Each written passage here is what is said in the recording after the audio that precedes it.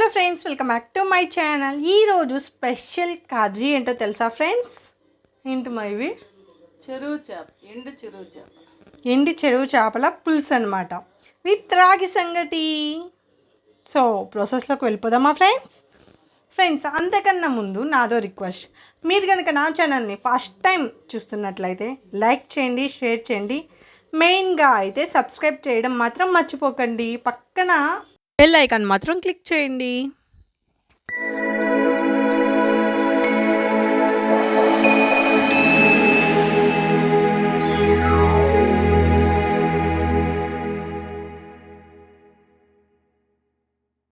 అయితే stove on చేసుకొని దానిపైన అయితే పాత్ర పెట్టుకోవాలి. ఏదైతే చేపల పులుసుకి చేసుకుంటారో ఇందులో అయితే ఆయిల్ యాడ్ చేసుకోవాలి. ఆయిల్ బాగా వేడెక్కిన తర్వాత ఇప్పుడైతే ఆవాలు వేసుకోవాలి,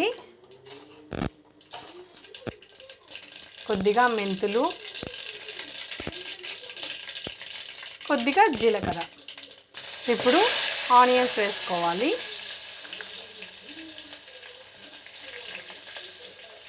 చెప్పా కదా ఫ్రెండ్స్, చాలా వరకు అన్ని వీడియోస్లో మా అమ్మ ఆనియన్స్ వేసిన తర్వాతే కరివేపాకు వేస్తుంది. బాగా ఫ్రై చేసుకోవాలి ఆనియన్స్ని.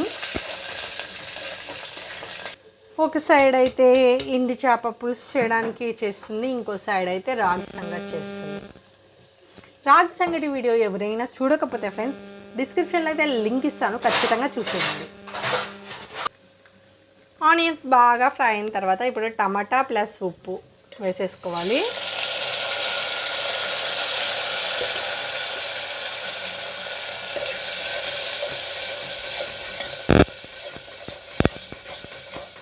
ఫ్రెండ్స్ నేనైతే నెల్లూరు చేపల పులుసు అండ్ మసాలా ఎలా ప్రిపేర్ చేసుకోవాలనేది వీడియో ఆల్రెడీ పెట్టాను. ఎవరైనా చూడకపోతే కింద డిస్క్రిప్షన్ లింక్ ఇస్తాను, చూసేయండి.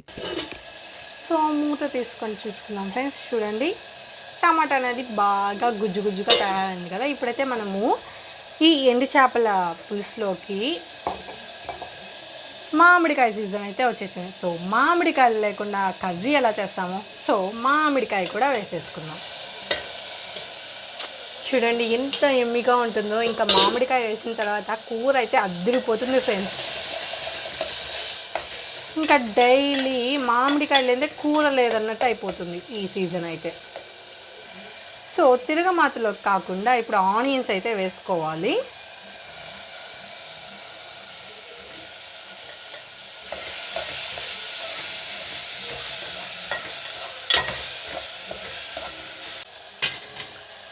చూడండి మామిడికాయ ఎంత కలర్ఫుల్గా ఉందో.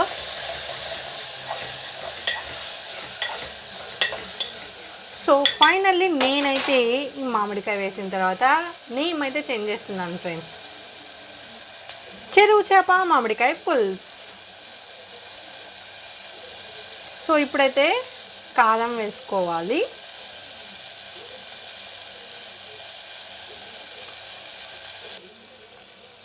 కొద్దిగా పసుపు, ఇందాక వేసిన ఉప్పు కాకుండా మరి కొద్దిగా వేసుకోవాలి. ఇందాక వేసిన ఉప్పు సరిపోయి ఉంటే మళ్ళీ వేసుకోవాల్సిన అవసరమే లేదు. సో ఇప్పుడైతే కొద్దిగా అలా కలుపుకోవాలి.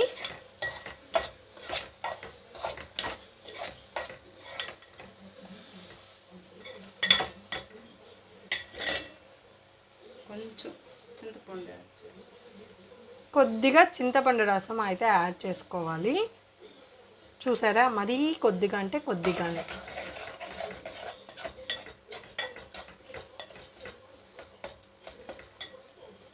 ఇప్పుడు మన టేస్టీ ఐటమ్ అయితే యాడ్ చేస్తున్నాం.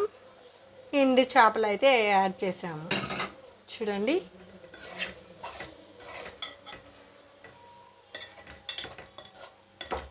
చాలా అంటే చాలా టేస్ట్గా ఉంటుంది ఫ్రెండ్స్.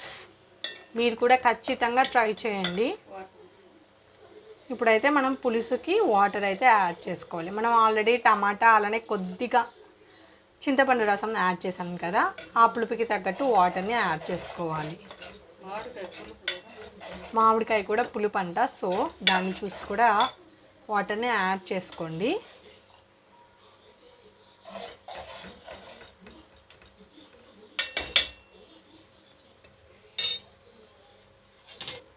సో కొద్దిసేపు మూత పెట్టి ఉడికించుకోవాలి.